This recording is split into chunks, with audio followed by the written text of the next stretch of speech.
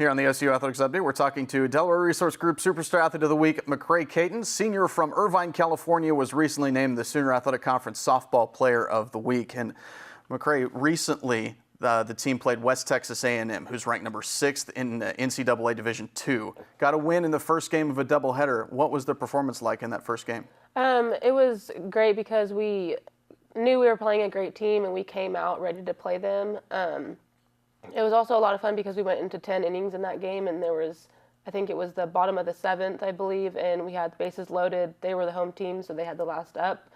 It was really fun because we had the bases loaded, and we got out of it with 0 outs, and our pitcher threw a really great game. But it was a lot of fun because it was great competition, and everyone was hitting the ball, and we were just having a lot of fun with it. In the second game of the doubleheader, West Texas got the win, and that snapped a 52-game winning streak for you guys. So what was the reaction to the loss after that game? We had such a long winning streak. It was almost like it was bound to happen. But I had a few girls actually come up to me and ask me, "Are you nervous for this game? Are you nervous?" And I said, you will get a lot of positive out of a win or a loss. And if we lose, we'll learn from it and move on. If we win, then keep that streak going. But I think that we learned from it a lot, and we came out in that next game and we kind of pity the team that plays us after a loss. And I think it was actually ended up being a good thing for the team. Did it take you some time to kind of regain your swing after redshirting last year? Yes, it really did, because I didn't see live pitching for about 6-7 months. The only pitching I saw was our pitching, and so it was hard for me to get my swing back in a groove. I was in a slump for quite some time, and I think I'm just now finally getting my swing back. What brought you here to OCU? I actually knew a former soccer player that introduced me to this school, and I ended up coming to a visit here at OCU and St. Greg's in the same weekend, and I just absolutely fell in love with the school. I fell in love with the coaching staff, the facility, the way the team came together as one, and I just absolutely loved it here. So. And what's your major here? Liberal arts. So what career plans do you have when softball's over? I want to be an ultrasound tech. I'm currently working at Mercy Hospital in the ER, and in about a year I'm going to go to ultrasound tech school at Mercy Hospital and finish it with that. Your name is rather unique. Tell us the story behind your name. It's actually my mom's maiden name, so yeah. All right, I'm talking to Delaware Resource Group Superstar Athlete of the Week, McRae Cayton, and you can follow the Stars softball team on OCUsports.com.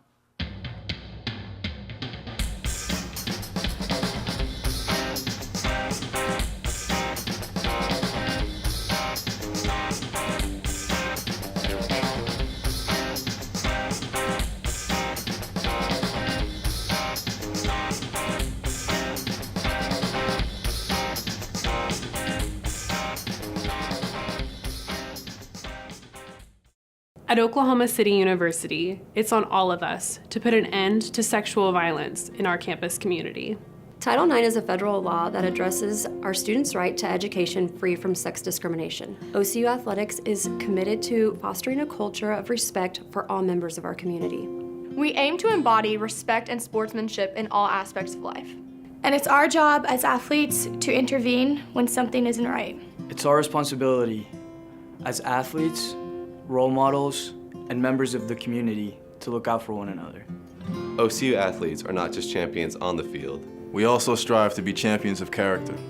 Consent is explicit, not implied. Sexual contact without consent is sexual assault. It's on us. It's on us. To intervene when something doesn't seem right. To recognize that alcohol is never an excuse. It's on us. It's on all of us. To make it known we will not tolerate this from peers, teammates, friends, anyone. To create an environment that respects everyone's rights and boundaries. To do the right thing. It doesn't just happen to women. It's on us as teammates to lead by example. To make it known that jokes about sexual assault are unacceptable.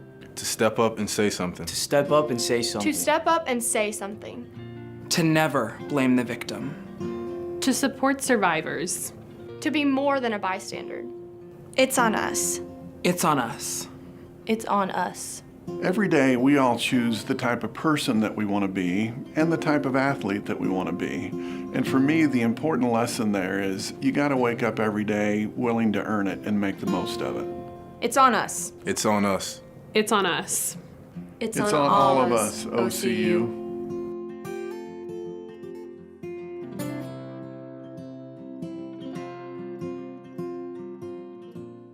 Here on the OCU Athletics Update, we're talking to rowing coach Tom Dougherty. The Stars performed well in the Southern Intercollegiate Rowing Association Championships recently. And Coach, you had a couple of victories in the Southern Intercollegiate with your men's squads. Tell us about those races. Yeah, so the men's pair did pretty well. The format of the races, it starts out as a time trial. The second one is a semifinal, and then you get to the final.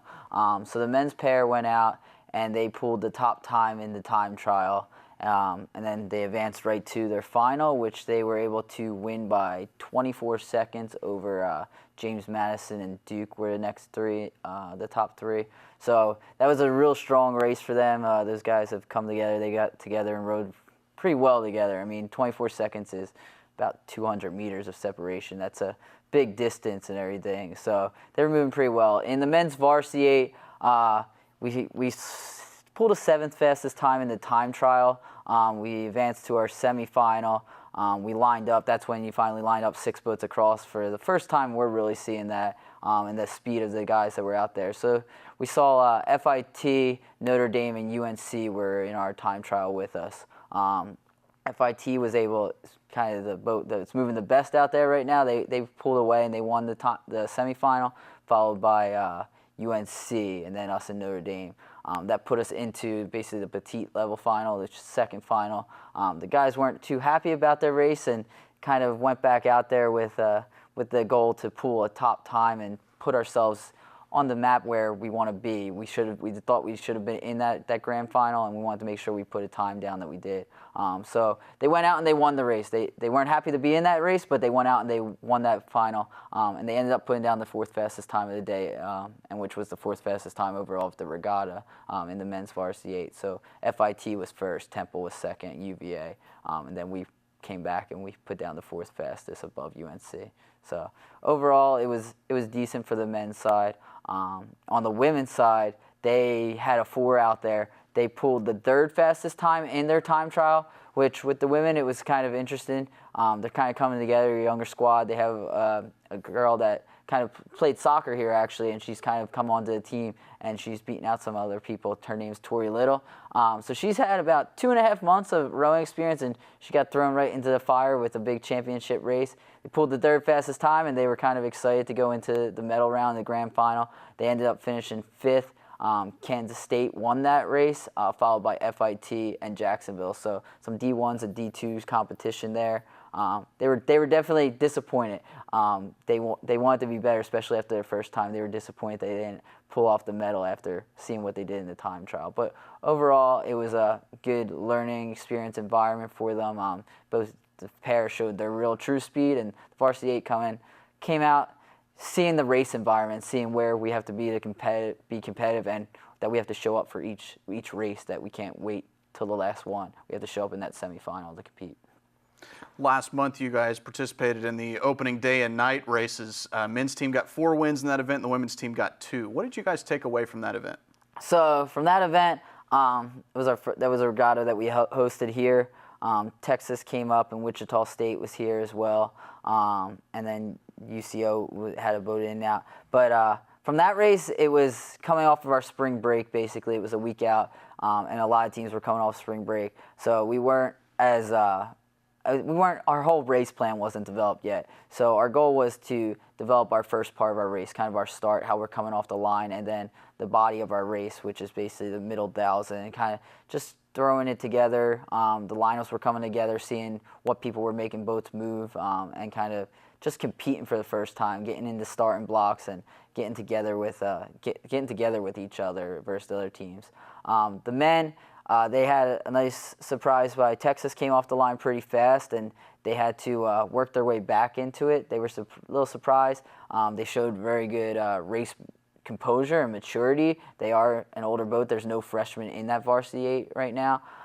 So they showed great maturity by that frazzled them a little bit, and they came back and they walked them down. They knew they should take care of business, basically, and they wanted to defend their home course as well. For the women, they also just came out flying, taking care of their home course and coming together, and that had a different lineup than the one that went into Sears. So over the next 2 weeks, someone else worked in the boat, but basically everyone's fighting for their spots in the boats each time, and it's kind of building our race to our championship, and we basically build our race plan through those.